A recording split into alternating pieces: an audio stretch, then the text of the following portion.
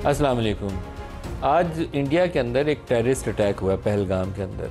25-26 जो सयाह हैं उनके मारे जाने के और बहुत सारे लोगों के ज़ख्मी होने की इतला है। बहुत काबिल मज़म्मत है, जहाँ पे भी टेररिज्म हो। पाकिस्तान तो दुनिया सारी में शायद जो वर्स्ट हिट है टेररिज्म की वजह से वो पाकिस्तान है, और हमें बहुत अच्छे से इस चीज़ का एहसास है कि जिस मुल्क के अंदर दहशतगर्दी का वाक़या हो, जब किसी अपने के साथ ये बीते तो वो क्या तकलीफ़ गुजरती है।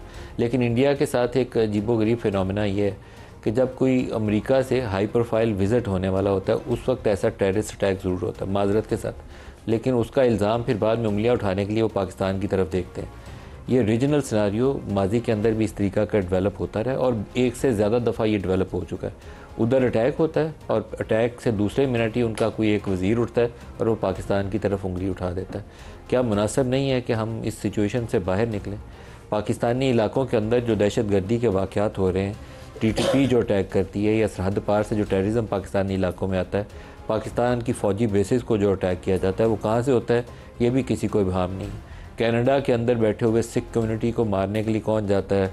पाकिस्तान के अंदर 24 जो असैसिनेशन हुई हैं, जिसके लिए रॉ ने लोगों को हायर किया, फ़ंड किया, रिक्रूट किया, इंफॉर्मेशन प्रोवाइड की, वो कौन करता है? अमेरिका के अंदर एक अटेम्प्टेड जो था सिख की वो असैसिनेशन, उसके पीछे कौन था? तो ये सारे वो वाक़यात हैं जो किसी की आंख से ओझल नहीं है, लेकिन दुनिया अपने मफादात के मुताबिक फ़ैसला करती है। पाकिस्तान को भी अपने मफादात के तहत अपनी स्ट्रेटजी और हिकमत अमली के ऊपर फ़ैसला करना चाहिए। लेकिन पाकिस्तान में हुकूमत की प्रेफरेंसेस अगर तरजीह की बात करी जाए तो हुकूमत की तरजीह आज के दिन ये थी, और ये पिछले कई हफ्तों से जारी है, कि इमरान खान से किसको मिलने से रोकना है। वो अलीमा खान जा रही है तो उसके आगे पुलिस की वैन लगा के कैसे रोकना है। उधर से अगर सलमान रकम राजा आ रहा है तो उसको एक SHO खड़ा करना है आगे, या सिपाही को आगे खड़ा करना है।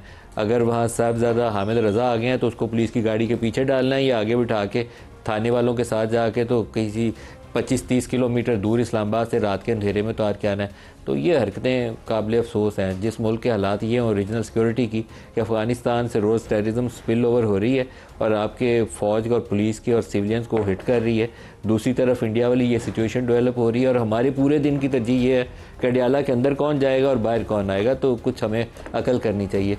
दो बड़े सूबे जो हैं हमारे, एक तरफ सिंध में देखें तो पानी की वजह से लोग सड़कों के ऊपर हैं, वहाँ पे बार भी बैठी हुई है, वो प्रोटेस्ट के अंदर वो भी शामिल हो गए। KP के अंदर आ जाएँ तो माइंस एंड मिनरल्स के ऊपर पार्टी के अंदर भी तकसीम है, हुकूमत के अंदर भी तकसीम है, और बलूचिस्तान और KP दोनों से आवाज़ें उठनी शुरू हो गई, सियासी जमातों के अंदर से आवाज़ें उठनी शुरू हो गई। तो is it a very good situation for Pakistan, या हमें कुछ गौर करना चाहिए अपने आदात व अतवार के और अपनी हरकतों सकनात के ऊपर? हमें गौर करना चाहिए कि पाकिस्तान को ऐसे ही आगे लेकर जाना है, या इससे कोई बेहतर तरीक़ाकार भी हो सकता है। आज स्टूडियोज़ में हमारे साथ शुरका हैं शेर अली साहब, सीनियर रहनुमा है पाकिस्तान मुस्लिम लीग नवाज़ से, नदीम अफजल चंद साहब, सेक्रेटरी इन्फॉर्मेशन है पाकिस्तान पीपल्स पार्टी से, और चंद साहब आपको बहुत मुबारक हो। साहिबजादा हामिद रज़ा साहब, सुन्नी इत्तेहाद कौंसिल के सरबराह साहब को प्रोग्राम में खुशामदीद कहते हैं। सबसे पहले चंद साहब आप ही से स्टार्ट करते हैं। आप सेक्रेटरी इन्फॉर्मेशन बने, मैंने आपको मुबारकबाद नहीं दी, और आज मैं मुबारकबाद लाइव प्रोग्राम में बार बार दे रहा हूँ ताकि पूरी बात रजिस्टर हो जाए और आपकी मुबारकबाद का जो शिकवा है ना वो भी दूर हो जाए। अब ये बताएं मुझे कि पाकिस्तान के इस हालात के ऊपर आप ही सेक्रेटरी इत्तलात हैं, बताएं कि ऐसे ही पाकिस्तान को चलाना है या कोई बेहतरी की गुंजाइश है? देखिए जी नदीम भाई, मेहरबानी, आपने मुबारकबाद दी, चलो खैर मुबारक, लेकिन आपने लेट दी। मैं आप बड़े भाई हैं इसलिए कबूल कर, एहतिजाजन कबूल कर बहुत शुक्रिया। लेकिन इन हालात में इंफॉर्मेशन के साथ मुंसलिक होना को आसान काम नहीं है, ये ताज़ियत भी बनती है मुबारकबाद के साथ साथ। बात यह है कि पाकिस्तान, सच्ची बात है, दुख होता है। सर वो किसको आपने इतला दी थी कोरोना के दिनों में, उसका क्या नाम था? मुख्तारिया। तो वो गलबात गई। अब आपने मुख्तारिया को बताया कि गलबात गई दोबारा? देखें जी, अब तो सच्ची बात है कि बहुत ज़्यादा गलबात गई, और पॉलिटिकल वर्कर होने की हैसियत से अब हमारे जो फॉरेन पॉलिसी पे, चलो आपके सवाल से इंडिया से शुरू कर लेते हैं। मेरे ख्याल में हमारे पैदा होने से पहले से ये इख्तलाफात हैं। दुनिया कहाँ जा रही है और हम आज भी उसी तरह खड़े हैं। अब आज जो एक अटैक हुआ है हम उसकी भरपूर मजम्मत करते हैं, और मैं समझता हूँ इंसानी जान का हमारे ना मज़हब में कोई जायश है ना कोई। हम जो फ़लस्तीन में हो रहा है उस पे शायद किसी को इंडिया वालों को मजम्मत करने की तौफीक ना हो, या क्वेटा में जो हो रहा है और हमारे KPK में रोज़ाना जो हमारे साथ हो रहा है। लेकिन हम आज जो कुछ वहाँ हुआ है हम उसकी मजम्मत करते हैं, और मैं समझता हूँ कि पड़ोसी ममालिक में हमारे में अगर इसी तरह ही हमने चलना है तो हम अपनी आवाम की भूख के खुद ज़िम्मेदार हैं। जो भूखी आवाम खा वो इंडिया में है या पाकिस्तान में है या अफ़गानिस्तान में है या किसी और मुल्क में है, उसकी ज़िम्मेदारी हम पॉलिटिकल लोगों पे आती है जिनको लोग बागडोर संभालने की देते हैं, और बदकिस्मती के साथ हम उनके मेयार पे पूरा नहीं उतर रहे, अवाम के मेयार पे। और आज 2025 है, अगर आप भी दुनिया कहाँ पहुँच गई है, वेस्टर्न कंट्रीज़ कहाँ पहुँच गए हैं। हम थर्ड वर्ल्ड में जो कभी हम एक मुल्क होते थे, हम एक हमारी नस्ल, एक हमारे रंग रूप, चंद साहब जो दुनिया में इस वक्त चैलेंजेस हैं वो सामने रखें। जो ट्रंप ने आके ये टैरिफ वॉर शुरू की, इस वक्त पाकिस्तान में मैं अभी प्रोग्राम शुरू करने से पहले अपने प्रोड्यूसर्स को कह रहा था, शायद आप लोगों को मेरी कोई क्रेजी आइडिया लगे, कि पाकिस्तान में शादियों के ऊपर ना सोने को बैन कर देना चाहिए, पहनाना बाई लॉ बैन कर देना चाहिए। गरीब लोग तो मर जाएंगे। 3,63,000 रुपये तोला है। अगर 2-2.5 तोले किसी को डालना हो ना तो 10 लाख चाहिए, वो मर जाएगा बंदा। नहीं 10 लाख लोग तो पहले भी बेचारा भाई लॉ बैन कर दें इसको। तो ये हालात है हमारे पाकिस्तान के। भाई नदीम, गरीब लोग तो पहले भी बेचारे की जरूरत नहीं सोना पहने। जो मिडिल क्लास है, जो हम लोग अपनी इज्जत रखने के लिए बहुओं को भी पहनाना पड़ता है, बहनों को भी, बेटियों को भी देना पड़ता है, यकीन माने मिडिल क्लास अपनी प्रॉपर्टी या अपनी कोई चीज़ बेचे बगैर शादी का तस्वर ही नहीं है। सर जिसने अब 2 तोले पहनाना हो उसको 10 लाख चाहिए, कहाँ से 10 लाख लाएगा? तो बस मैं समझता हूँ कि आप लोगों को गौर करना चाहिए, बहुत मुश्किल है। शुक्र है गवर्नमेंट ने एक ये नोट फेंकने पे पाबंदी लगाई है।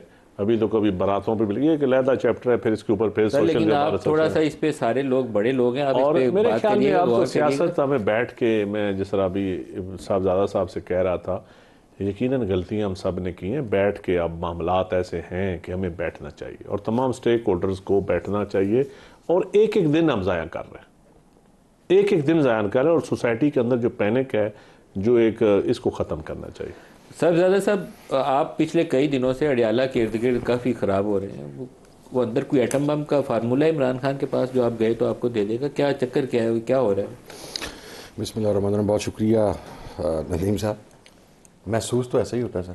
आज भी आप ये देखें कि मैं तो चूँकि इस्लामाबाद हाई कोर्ट में था, मैंने कंटेम्प्ट फाइल करनी थी, और आज जो अरकान कौमी असम्बली वहाँ पर पहुँचे, जिन 6 आज मुलाकात थी लॉयर्स की और फैमिली की।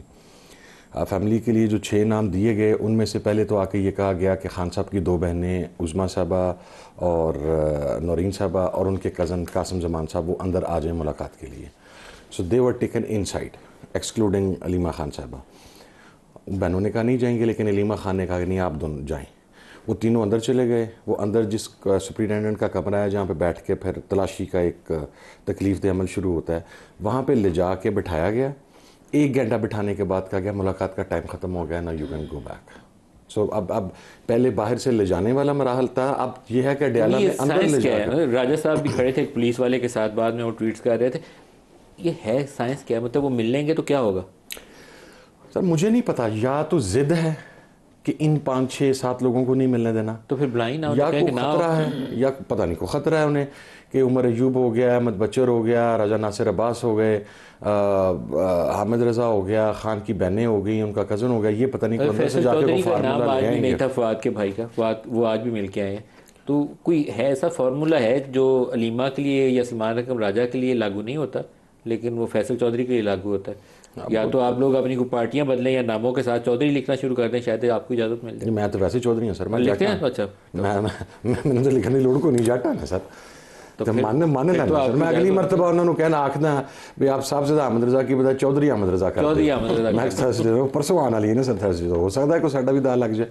लेकिन मैं एक बात जो नदीम अफजल चंद साहब ने की और आपने उस इशू को रेज़ किया सर, जब कौमें इस बहरान में होती हैं ना, तो नेचुरली जो कौमें मैच्योर हो चुकी होती हैं ना, वो अपने अलल्ले तलल्ले छोड़ देती हैं। वो अलल्ले तलल्ले जिनकी बुनियाद के ऊपर माशरे में एक आम आदमी एक बहरान का शिकार होता है। मैं तो अब ये समझता हूँ कि हालात यहाँ तक पहुँच गए हैं कि पाकिस्तान के अंदर ये कंपल्सरी कर देना चाहिए कि जो शादियाँ हैं वो विद इन हाउसेज ही हुई होंगी। ये जो एक शादी हॉल्स वाला फिनोमेना है और ये जो एक माफिया, इसी नजर माफिया होंगी और सोना पहनाने पे पाबंदी होनी चाहिए सर। हम जितनी सादगी के साथ बचेगा नहीं सर, तो मैं आज एक आदमी का मुझे फ़ोन आया, उनका ताल्लुक मेरे हल्के से है, चोई साहब के साथ मेरा हल्का हाजियाबाद से उनका मुझे फ़ोन आया। उनकी सर बेटी की शादी है and he was crying on the phone. कि मेरे पास अब 1 तोला सोना पहनाने के लिए पैसे नहीं हैं, क्योंकि वो जो काट शाट करके या पता नहीं उसको उसके अंदर नग नुग लगा के वो कहता है जी 4.25 लाख रुपए के अंदर एक अंगूठी मिल रही है। तो 4.25 लाख तो मेरे पास टोटल बजट नहीं है, अभी मैंने 100 बंदों का शादी हाल में खाना भी करना है। मैं ये समझता हूँ ये इस किस्म की जो याशियाँ तमाशबीनियाँ हैं स्टार्टिंग फ्रॉम अस। लेकिन आप लोगों को इसके ऊपर जहाँ कानून बनाना है वहाँ जाके बात करें तो तब है ना। मैं तो जर्नलिस्ट के तौर पर प्रोग्राम में सवाल उठा सकता हूँ, आप लोग तो कानून बनाने वाले हैं, वहाँ जाके। आबिद शेर अली साहब, किसी ज़माने में नवाज शरीफ ने वो 1 डिश इंट्रोड्यूस करवाई थी, उस ज़माने में लगता था 1 डिश इंट्रोड्यूस करवाना ही काफ़ी। अभी भी पंजाब में वो काम कर रहे हैं इसके ऊपर, लेकिन अब बात उससे बहुत बढ़ गई है। जैसे इन्होंने कहा 100 बंदे का खाना, पता नहीं 2,500 मिनिमम कॉस्ट आती है एक बंदे के ऊपर, तो 2.5 लाख रुपया 100 बंदे के ऊपर खाना बन जाता है। 3,63,000 रुपये का 1 तोला हो गया। तो मैं मादर चाहता हूँ, सियासी मौजूद की बजाय मैं इशू रेज़ कर रहा हूँ, लेकिन ये लोग मर जाएंगे अगर आपने इसके ऊपर ना कुछ किया। 2-2.5 तोले अगर कोई डाले तो 10-12 लाख रुपया चाहिए, कहाँ से 10-12 लाख? जी मलिक साहब बहुत शुक्रिया, आपने बहुत बिल्कुल आपने बात सही है। अब फैशन बन चुका है शादियों में ये चीज़ें, सादगी होनी चाहिए जो सादगी नहीं, एक रेस लग चुकी है एक अपर क्लास में, फिर उसके इफेक्ट्स ट्रिगर डाउन करते हैं मिडिल क्लास पे, फिर गरीब तबके पे। तो वो इसी सोसाइटी का हिस्सा है। ज़ाहिर है जो आप फरमा रहे हैं ये बिल्कुल 1 डिश पर अमल होना चाहिए, जो आजकल होता कई जगहों पे वायलेशन होती है, मैं विटनेस भी उस चीज़ों का।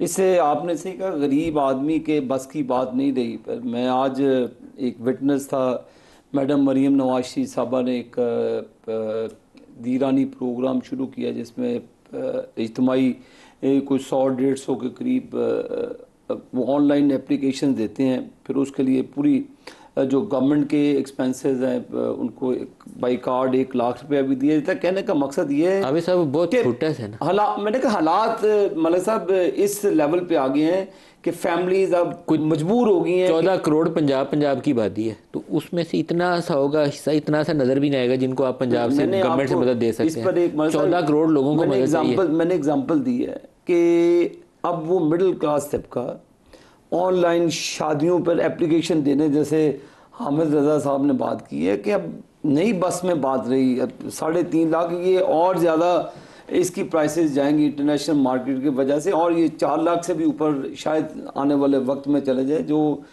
आपने सही फरमाया कि लोगों की वसात से बिल्कुल बाहर हो जाए, उस पर बिल्कुल कानून साजी होनी चाहिए और शादियों पर सादगी से मामलात होने चाहिए। अभी जब मैं आपकी गुफ्तगू होगी, 1 मिनट दें आप मुझे, मैं एक पॉलिटिकल वर्कर हूँ, मैं नहीं चाहता कि किसी पॉलिटिकल लीडरशिप की कैरेक्टर असैसिनेशन हो, जहाँ उनके साथ विक्टिमाइजेशन हो। इमरान खान जब मियाँ नवाज शरीफ साहब के दौर में जब वो जेल में थे, हमारा भी एक लिस्ट जाती थी अदालत में मलिक साहब, अदालत उनको 15, 20, 30 जितने भी वो वीकली वो मुलाकात होती थी, तो वो मियाँ नवाज शरीफ साहब को अलाउ करते थे। हमने भी मुलाकात करनी थी, वो मियाँ साहब के सेक्रेटरीज के थ्रू वो अदालत से अप्रूवल लेते थे। अगर अप्रूवल है तो मेरा नहीं ख्याल कि किसी किस्म की हर्डल्स होनी चाहिए। सर इस्लामाबाद हाई कोर्ट के ऑर्डर के बावजूद आपने लील कर दिया पूरी लीडरशिप को। मैं पॉलिटिकल वर्कर, मैं अपनी चीज़ों से हट के ये चीज़ नहीं होनी चाहिए, ये तमाशा नहीं लगना चाहिए, ना जेल के बाहर लगना चाहिए, रोज़ लग रहा है, ना जेल के अंदर लगना चाहिए। हमारी मर्तबा तो जब मियाँ साहब से गुफ्तगू होती थी, 3-4 वो एजेंसीज के लोग भी बैठते थे, पता नहीं हमने क्या गुफ्तगू करनी होती थी। वैसे मैं आपको बात बता रहा हूँ कि ये इन्वायरमेंट पैदा की गई जो नहीं होनी चाहिए थी उस वक्त, इस वक्त भी नहीं होनी चाहिए, उस वक्त भी नहीं, उस वक्त भी गलत थी और ये भी गलत। बात ये फिर आप बात कर रहे हैं अभी और भी बात की पॉलिटिकल डायलॉग होने चाहिए। तमाम पॉलिटिकल पार्टीज है पार्लियामान के अंदर बैठी, ये पॉलिटिकल डायलॉग बजाय कि आप सड़कों पे एहतजाज करें, नहीं चलने देंगे, ये कर देंगे, इस रविश से बाहर आकर मुल्क के लिए पॉलिटिकल आपकी जमात की मेहरबानी से इस वक्त पीपल्स पार्टी भी सड़कों पे है, केपी भी सड़कों पे है, बलूचिस्तान भी सड़कों पे है। हमारी वजह से जो रह जाएगा वो जमात इस्लामी भी सड़कों पे, 2 साल के बाद हमारी वजह से नहीं है, आपकी कोशिशों से है सर। पॉलिटिकल डायलॉग होनी चाहिए, चाहे वो नहरी निजामक कमेटी बनाए। मैं शुरू कर रहा हूँ डायलॉग, अगर आपने नहीं करना। सर कमेटी बनाए, पार्लियामान में बैठे हैं, तो पार्लियामान से बाहर आ जाए। चंद साहब, बाज़ औक़ात मुझे लगता है कि ये माजरत चाहता हूँ कि इनके ना चल चलाव का वक्त आ गया है, या पाँव इनके उखड़ चुके हैं, क्योंकि ये जब सारे सूबे बाहर आ जाए ना, इत्तेहादी जमातों भी सड़कों पे आ जाएं, वो कहा जा रहा है माइंस एंड मिनरल्स के ऊपर, कल मेरे प्रोग्राम में गेस्ट थे, उन्होंने कहा कि ये बिल कहीं और से बन के आया था, सिर्फ मोहर इन्होंने लगानी है। वो जो 6 नहरों वाला मनसूबा, उसके ऊपर वो कहते हैं SIFC ने भेजा था, इनको पता ही नहीं है। भाई ये वाले इल्ज़ाम अच्छे नहीं होते, ये पोलिटिकल गवर्नमेंट है, इसको ओनरशिप लेनी चाहिए। आप सब सड़कों पर आ गए हैं, तो ये निज़ाम ऐसे चल सकता है? देखिए जी, ऐसे निज़ाम नहीं चलता, सियासत को गाड़ी बनाया जा रहा है। अब अलीमा खान को नंगे पाँव अगर जेल के बाहर दिखाया जाए तो मैं समझता हूँ ज़मीन पे बैठे हुए, ये मेरे ख्याल में ये को ऐसी फिल्माइज किया जा रहा है कि ताकि सियासत गाली बन जाए, बनाई हुई है। और यकीन जानिए कि मैं हैरान हूँ, अगर हमारे जैसे B टीम C टीम, हम तो छोटे लोग हैं ना, तो अगर ये मजाकरात ये चीज़ें हमारे जैसे लोगों का दिल है कि 1 मिनट से पहले हो जाए, मैं हैरान हूँ कि पता नहीं सियासत को कौन किस तरह एक इसकी गुंजलें उजाली जा रही हैं, क्यों समझ आ रही है। भुट्टो साहब के साथ क्या हुआ, बीबी शहीद के साथ क्या हुआ, BN साहब के साथ क्या हुआ, खान साहब के साथ, अगली बारी पता नहीं किसकी है। तो पता तो सबको है, पूरी कौम को पता चल रहा है, लेकिन मेरे ख्याल में सियासत बेबस है। इसलिए ये ठीक आपने इशू ढूंढा है शादियों वाला, सोशल प्रेशर, सोशल लाइफ के, सियासत पे तो आप डिबेट भी ना किया करें। सर जो आप देखें ना, मैं आपको बताऊं, एक छोटा सा 1 मिनट लूँगा, आपने पूछा 1 डिश पे आप असिस्टेंट कमिश्नर पैसे ले रहे हैं, असिस्टेंट डिप्टी कमिश्नर ले रहे हैं, कोई ऊपर से गवर्नमेंट ने सख्ती की हुई है। आप DHA में चले जाएँ, अभी मैं कल इस्लामाबाद गया हूँ शादी पे, 5 डिशेज़ थी। पिंडी में गया हूँ, वहाँ पे डिशेज़ थी, शादी हाल वाले पता नहीं कहाँ पे गरीब आदमी की शादी पे जुर्माना हो जाता है। एलीट फंक्शंस पे कोई हाथ नहीं एलीट डाल फंक्शन सकता, पे बड़े बड़े शादी हॉल्स वो मंथली दे रहे हैं। हाँ। ये मेरी गवर्नमेंट से गुजारिश है, ये एजेंसीज भी देख रही हैं अक्रॉस द बोर्ड, खा कंटोनमेंट में है, खा DHA में है, सब पे फिर एक जैसा कानून करे। ये नहीं है कि यार छोड़ दो, ये क्लासेस के जो पाकिस्तान है ना, कि अमीर का कानून है, मिडिल क्लास का और है, गरीब का और है, खुदा के लिए इससे निकले। और मैं जो हुक्मरान तबके हैं इस तरह हुकूमतें नहीं चला सकेंगे। हाँ, हुकूमतें इंजॉय कर लेंगे, कल को जब ओहदों से हटेंगे, यकीन जा रहे हैं सोसाइटी में नहीं फिर सकेंगे। सर सोसाइटी में सोसाइटी चेंज हो चुकी है। सोसाइटी में अभी भी जितनी मर्जी आप सख्ती कर लें, जितना मर्जी आप कंट्रोल कर लें, सोसाइटी चेंज हो चुकी है। और सोसाइटी किसी एक पार्टी या किसी एक फर्द के लिए चेंज नहीं हुई, ओवरऑल हमारी सोसाइटी में ऐसा ऐसा चीजें पॉजिटिव चीजें, और लोग देख रहे हैं कि कानून मुख्तलिफ है, अदालतें मुख्तलिफ हैं लोगों के लिए, साहब जिनके पास चेहरे बिक रहे हैं। होते हैं, आपका ख्याल है कि वो पब्लिक में जा सकते हैं? देखिए, नहीं जाना चाहिए। जब जैसा करेक्टर होगा वैसे ही जाएंगे। नहीं जा सकते। जैसा करेक्टर होगा वैसे ही पब्लिक में जाएंगे। सब ये बहुत ही संजीदा मामला है। प्राइम मिनिस्टर को आमतौर पर सियासी निज़ाम में सबसे बड़े की हैसियत हासिल होती है। शायद इस वक्त सबसे ज़्यादा वल्नरेबल और कमज़ोर पोजीशन उसी प्राइम मिनिस्टर की है। वो अपनी इत्तेहादी जमात पीपल्स पार्टी से बात नहीं कर सकता। टीवी के ऊपर बयानात के जरिए बताया जाता है कि हाँ बातचीत होनी चाहिए। भाई करो, किसने करनी है? मैंने करनी है जाके। He has no role in this system, irrelevant.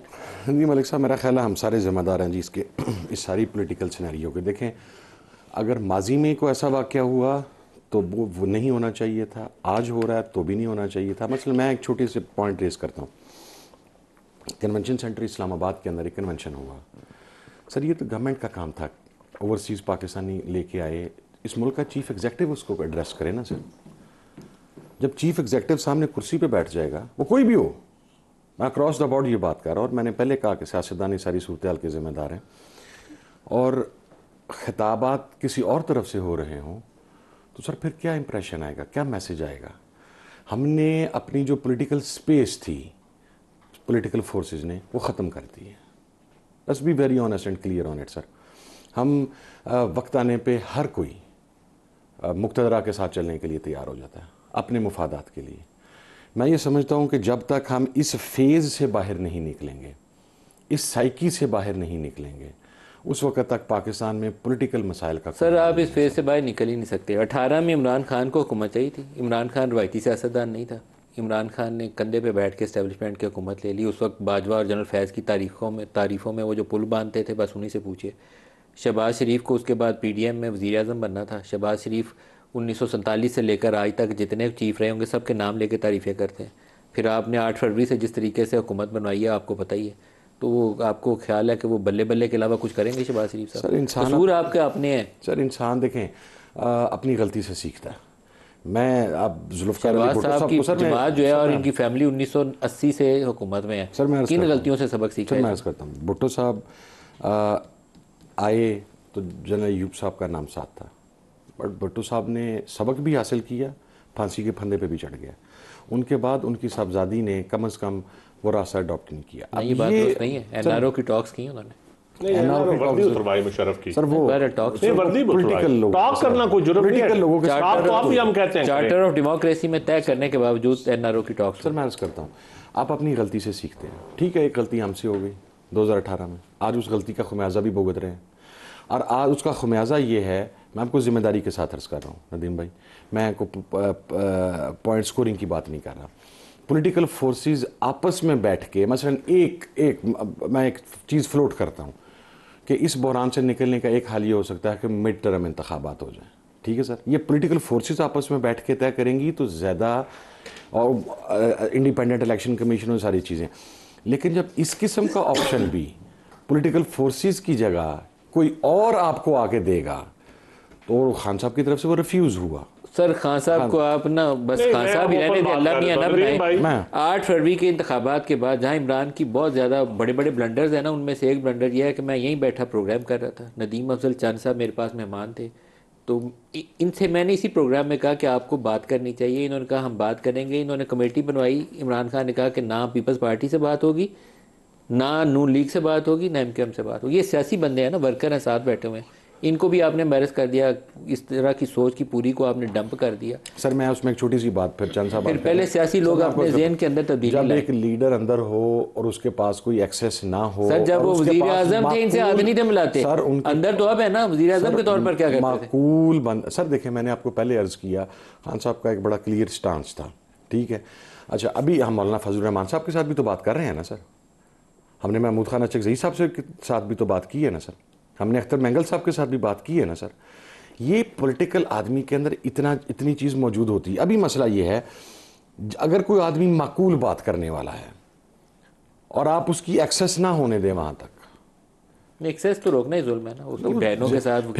फिर जब कोई मखसूस आदमी किसी और जगह से डायरेक्शन लेके मखसूस एजेंडे के ऊपर अंदर जाएगा तो अपनी मर्जी की आगे बात बताएगा। नहीं तो फिर आपको मेरी बात सुने, जो आप बकाया सेकंड टीयर लीडरशिप है पीटीआई की, उनको पता है ना कि मखसूस आदमी, मखसूस माहौल, मखसूस ग्रुप, मखसूस का पता सबको है, तो आप इसके बावजूद चीज़ों को, बैरियर को तोड़ें, पॉलिटिकल डायलॉग की तरफ बी टीम सीरियस हो जाए, जिससे फेस सेविंग खान साहब को मिले, फेस सेविंग गवर्नमेंट को मिले, फेस सेविंग एस्टैब्लिशमेंट को मिले। सारी बी टीम को डिसोन कर। सर नहीं, मैं आपको अर्ज करता हूँ सर, जिस वक्त मुज़ाकरा चल रहे थे ना जनवरी में, आप यकीन करें पहले 2 दौर 3 दौर इतने बेहतरीन माहौल के अंदर हुए और पॉलिटिकल बातें हो रही थी। पीपल्स पार्टी ने पॉलिटिकल विक्टिमाइजेशन को वहाँ पर कंडेम भी किया, ठीक है, चीज़ें स्मूथली आगे बढ़ी थी। यकदम एक प्रेस कॉन्फ्रेंस आती है राना सनाउल्लाह साहब की और इरफान सिद्दीकी साहब की, उसके बाद तो फिर मुज़ाकरात आगे बढ़ नहीं सकते थे। देखिए ना सर, वहाँ पर पॉलिटिकल लोगों के साथ बैठ के बात कर रहे थे, एक दूसरे के साथ बातचीत चल रही थी। अगर आपको अंदाजा है कि वो सैबोटाज करने के लिए प्रेस कॉन्फ्रेंस थी, पॉलिटिकल माइंड तो फिर ये है कि सैबोटाज करने के बावजूद चीजों को आगे लेके, सर हम उसके बावजूद खिलाड़ी तो वो होता है जो क्राइसिस में आगे निकले, हम उसके बावजूद ब्रेक ले लें, हमारे साथ रहिए।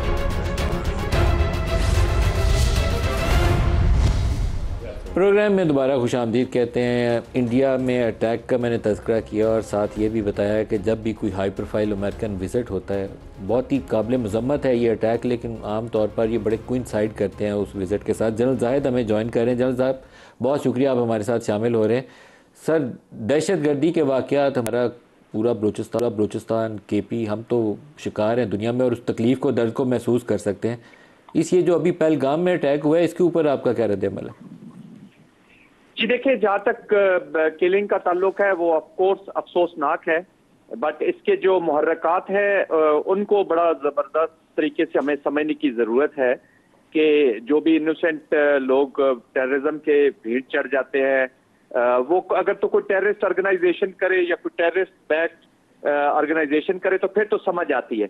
लेकिन जब एक स्टेट जिसकी अब इंस्ट्रूमेंट ऑफ पॉलिसी जो है वो ट्रांसनेशनल टेररिज्म है, वो मैं भारत की बात कर रहा हूँ, वो इस तरह के फॉल्स फ्लैग ऑपरेशंस उनका करना, जेडी वैंस का वहां पर होना, उनकी मिसेज का हमें सबको ताल्लुक पता है हिंदुस्तान से है, फिर सऊदी अरेबिया में इस वक्त मोदी साहब का होना और उनके सामने पाकिस्तान को लेबल करना, ये एक तो तवज्जो हटवाना चाह रहे हैं ट्रांसनेशनल जो टेररिज्म, इनका जो मैं जैसे बात करूं कि इंस्ट्रूमेंट ऑफ पॉलिसी बची है, अपने अमित शाह जो है जी, वो अमेरिकन अदालत ने उनको इम्प्लीकेट किए हुए है, जो गुरबंत सिंह के plan for hire for murder का केस है उसके बीच में।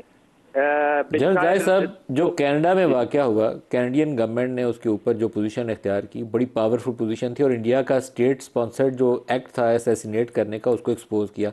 पाकिस्तानी सरजमीन पे 24 ऐसे वाक़यात हुए हैं जहां इंडियन स्टेट ने बराह रास्त लोगों की किलिंग के अंदर रोल अदा किया है। हमें इससे ज़्यादा मौसर तरीके से उसको हाईलाइट करना चाहिए था।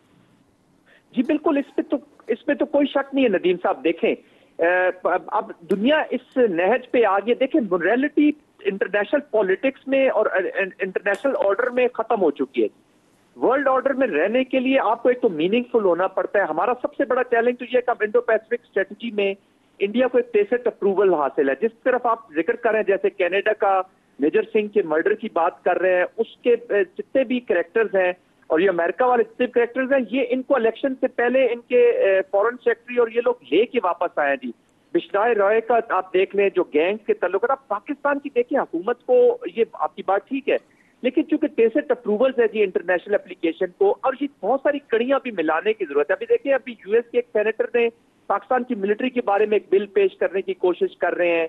पाकिस्तान के जो मिसाइल प्रोग्राम्स हैं उनके साथ एसोसिएटेड कंपनीज को यूएस जो है वो एक उनको बैन कर रहा है जी, उन पे सैंक्शंस लगा रहा है। इंडिया मोदी सऊदीया में है, सऊदी अरेबिया जो हमारे जिधर लीवरेजेस है हमारी, उन पे प्रेशर होगा। जेडी वैंस की प्रेजेंस में वो दुनिया को बता रहे हैं, इंटरनेशनल, उन्हें पता है, सब इंटरनेशनल मीडिया की तवज्जो इस तरफ है। तो एक प्लान एग्जीक्यूशन है उनके प्लान। सर, ये उनका प्लान है, हमारा प्लान क्या है सर?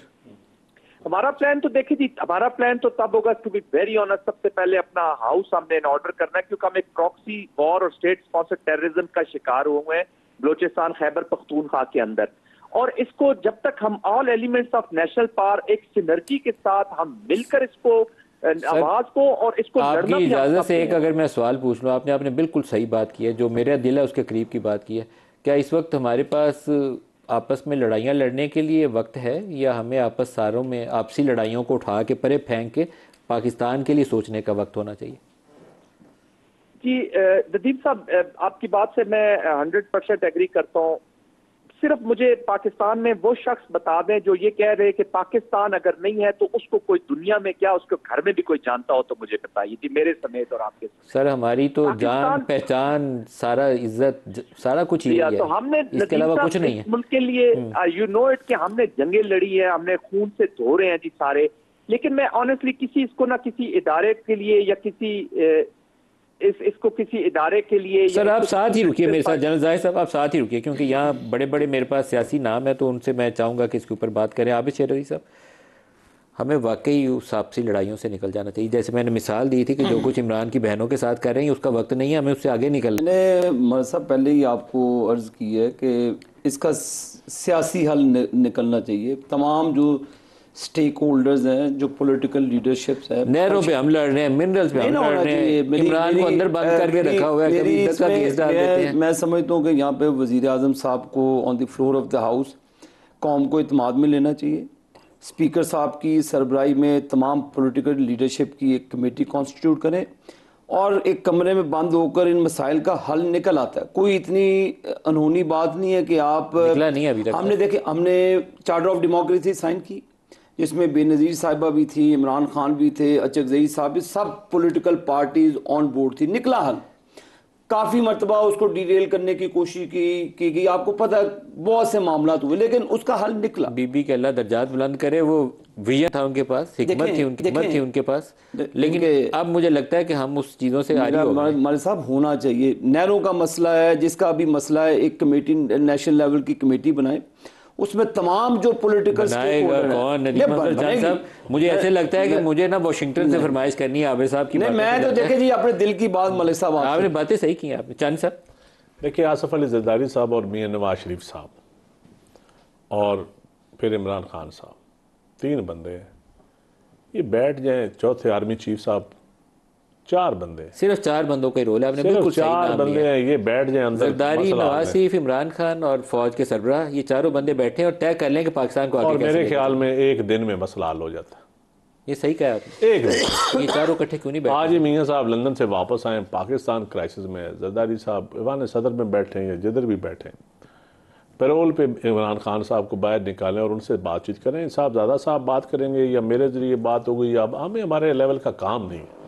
इनडायरेक्ट मैसेजिंग की ये बात, जब ट्रस्ट डेफिसिट हो ना, अब हर एक को फेस सेविंग देनी पड़ेगी, नेशनल डायलॉग करना पड़ेगा, इकॉनमी, फॉरेन पॉलिसी, टेररिज्म के ऊपर कुछ लाइनें तय करनी पड़ेंगी। और यकीन करें जो भी इसमें लेट होगा वो इस वक्त मुल्क का खैर खा नहीं। हाँ, पाकिस्तान का खैर खा नहीं। मैं मतलब क्लियर कर, जो भी लेट करेगा। साहब ज़्यादा साहब बेनज़ीर को हमने सिक्योरिटी रिस्क करार दिया, नवाज शरीफ को मोदी का यार करार दिया, प्लेन हाईजैकिंग का मुकदमा भी नवाज शरीफ पे बना। अभी इमरान खान उस फेस्ट में सबसे आगे हैं, पता नहीं वो किसके एजेंट है, अभी पता चल जाएगा, शायद यहूदियों के एजेंट है, शायद ऐसी बातें कही जाती हैं। एजेंट यहूदियों का है और यहूदियों के खिलाफ अभी तक इधर सियासत से कुछ नहीं हो रहा। सर इस वक्त अगर पाकिस्तान आगे हमें अजीज़ है ना, तो ये जो चंद साहब ने बात की, इन 4 लोगों के हाथ में पाकिस्तान का मुस्तकबिल है। 2-4 घंटे बैठेंगे तो सारी चीज़ें तय हो जाएंगी। सर मैं इस बात पर आने से पहले ना नदीम भाई, मैं प्रिंसिपली एग्री करता हूँ कि पॉलिटिकल फोर्सेस को आपस में बैठ के बात करनी चाहिए। हमें, और ये बात मैंने पूछी है, मैं 2 मरतबा मीटिंग के अंदर पूछ चुका हूँ, हमें ये तो बता दें कि इसी जाना कि 5 साल जो अच्छे होते हैं, अगले 5 साल वो दहशतगर्द होते हैं, फिर अगले 5 साल उनको कौमी दायरे में लाना होता है, फिर अगले 5 साल वो दहशतगर्द होते हैं। रियासतें सारी इस तरह नहीं चलती। एक मिलिटेंट है, उसने 80,000 बंदा मार दिया है, आप उसे कौमी दायरे में नहीं ला सकते। I am very clear on it. ठीक है सर, उसको आपने उसके मंतकी अंजाम तक पहुंचाना है। रियासत ने, अगर आप एक हुज्जत पूरी करना चाहते हैं बातचीत के लिए किसी बैंड आउटलेट के साथ बैठ के, तो एक मरतबा बात करें ना सर। आप उन लोगों के साथ तो ना ला के बैठा दें जिनके घरों के अंदर लाशें पड़ी हुई हैं, उनकी जिनके घरों में, जिनकी जमातों में 500 बंदा, उनके सामने आप ला के बैठा देते हैं। पाकिस्तानी सरजमीन पे जो खून रेजी में मुलव्वस है ना, उससे कोई नरमी नहीं होनी चाहिए। नहीं होनी चाहिए, एग्रीड सर। मैं तो जो मैं देखे सर, मैंने ना उसको प्रमोट करना चाहिए, ना उससे नरमी होनी चाहिए, ना उसको गुंजाइश देनी चाहिए। बिल्कुल नहीं देनी चाहिए सर। इंडिया वाला वाकया इंतहाई दिल खराश है। मैं इसकी मजम्मत सर उस वक्त करूंगा जब जाफर एक्सप्रेस में और यहाँ पर होने वाले इंसिडेंट के ऊपर इंडिया की तरफ से मजम्मत आएगी या उनके सियासतदान की तरफ से मजम्मत आएगी। सर मैं उसे दिल खराश समझता हूँ। मासूम लोग अगर उसके अंदर मारे गए हैं, लेकिन दहशतगर्दी कहीं पे भी हो जी, काबिल मुज़म्मत है, लेकिन इंडिया अपने तौर तवार के ऊपर गौर करे। यही हमें देखना ना, हम आपस में एक दूसरे की, वो पंजाबी में कहते हैं, मंजी ठोकने से लगे हुए हैं। और जो भी आपने पहले असैसिनेशन करवाई है पाकिस्तानी सरजमीन, और हम कहां पर है सर? एक सिख का मर्डर हुआ था, असैसिनेशन हुई थी कनाडा के अंदर। कहां तक वो मामला उठा के ले गए थे? हमने अपने 24 बंदे मरवा दिए हैं सर, और आज तक हमारे उसके ऊपर, हमारी स्टेट पॉलिसी क्या है सर उसके ऊपर? जनरल जाहिद साहब, जो अभी चंद साहब ने बात की है, मैं बड़ा हामी हूँ इस चीज़ का कि ये 4 बड़े हैं, हमारे बड़ी सियासी जमातों के बड़े सरबराह हैं, फॉलोइंग भी बहुत है, सियासत मौलाना साहब को भी शामिल कर लें, 5 कर लें, 4 कर लें। इन 4 या 5 लोगों को फ़ौज के सरबराह को मिला के बैठना पड़ेगा और पाकिस्तान का मुस्तकबिल ये 4 घंटे में तय करके उठेंगे और वो बिल्कुल सही राह होगी, उसमें कोई डामाडोल नहीं होगा रास्ता। जी बिल्कुल नदीम साहब, देखें आपके जो तीनों मोअज़्ज़ज़ मेहमान बैठे हैं, ये हमारे पॉलिटिशियंस हैं, हमारे पॉलिटिकल लीडर्स हैं और बड़े मीनिंगफुल पर्सन हैं अपनी अपनी पार्टीज के अंदर। हमारा पाकिस्तान का सबसे बड़ा, ये देखें, एक आध इंसिडेंट के बाद इस तरह की चीज होना, हमने नेशनल एक्शन प्लान बनाया, उससे ज्यादा अच्छा कंसेंसस कभी भी नहीं हो सकता। बट अनफॉर्चुनेटली जो पॉलिटिक्स है उसको फिर इतना ऐसे दोबारा घेर लेती है कि हम फिर ग्राउंड जीरो पे आ जाते हैं। पाकिस्तान अगर कमिटी ऑफ नेशन में आगे चल रहा है, अभी बात हुई है आपके प्रोग्राम में, साहबजादा साहब ने बात की है कि जी सिक्योरिटी पॉलिसी फेल की होती है। सिक्योरिटी पॉलिसी पाकिस्तान की इसलिए नदीम साहब फेल होती है कि वॉर को और पॉलिटिक्स को हमने अलग कर दिया है। हम पॉलिटिक्स को, इंटरफेरेंस को पॉलिटिक्स कहते हैं, हम मैनेजमेंट को शायद पॉलिटिक्स कहना शुरू किया। War is instrument of policy, politics की एक्सटेंशन है।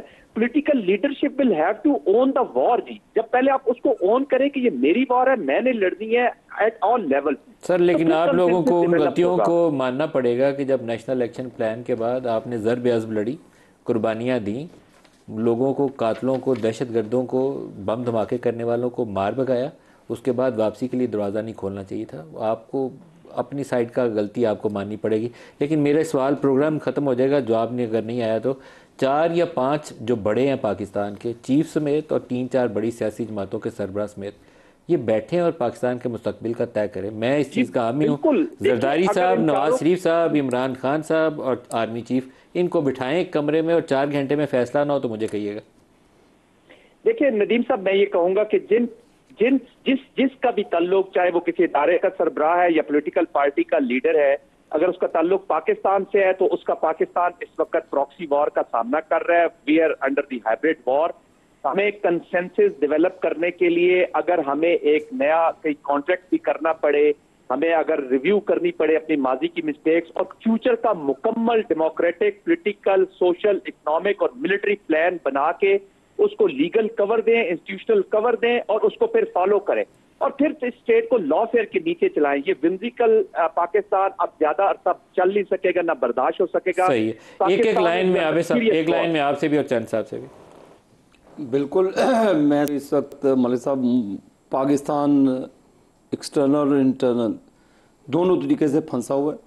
हमें पॉलिटिकल डायलॉग करके तमाम पॉलिटिकल स्टेक होल्डर्स को और अपने जो अदारे हैं बैठ के वे फॉरवर्ड निकालना चाहिए ताकि मुल्क चले, मुल्क के लोग आसानी से सांस ले सके। मेरी तो गुजारिश है एस्टैब्लिशमेंट से कि वो पार्टी के जिम्मे लगा दें, हम इनको क्राइसिस से सारी जमातों को हम इकट्ठे बिठा देते हैं। स्टेक होल्डर जो तगड़ा है वो स्टेक होल्डर। ये आपकी ये दावत इतनी खतरनाक थी, नून लीग की कुर्सी नीचे से खिसक गई। मेरी आफत की कुर्सी वैसे भी हाल जाए। नून लीग की कुर्सी खिसक गई। सारे कुर्सियां अहमियत नहीं रखती, मुल्क अहमियत रखता है। इस वक्त कुर्सियों की कोई अहमियत नहीं। साहिबजादा सर, बातचीत का एक तरीका होता है, एक माहौल होता है। अगर वो माहौल डेवलप हो तो देखें, कोई भी पॉलिटिकल आदमी जो ये कहे मैं बातचीत नहीं करता, वो नहीं होती। लेकिन आपने उसके लिए एक माहौल भी बनाना होता है ना सर। आप वो माहौल बनाएं तो बातचीत बढ़ेगी। अगर लास्ट टाइम भी जनवरी के अंदर हमारी बैशिंग उस वक्त ये साहब से जप्टी डालने, ये रास्ता आपके लिए निकाल देंगे। चांद साहब से जप्टी डालने, इनसे याद सर चांद साहब के साथ आज मिलाए ना जी लाइव प्रोग्राम। मेरे तो शहरदार हैं साहिबजादा अहमद रजा साहब, नदीम अफजल चंद साहब और आबिद शेर अली साहब सारे ही अपने भरा ने। सिर्फ तुसी उस सियासत दे विच तकसीम है जी पा देंगे, कोई दुश्मनियां निकला नहीं है। आज के प्रोग्राम से इतना इजाजत दीजिए। अल्लाह हाफिज़।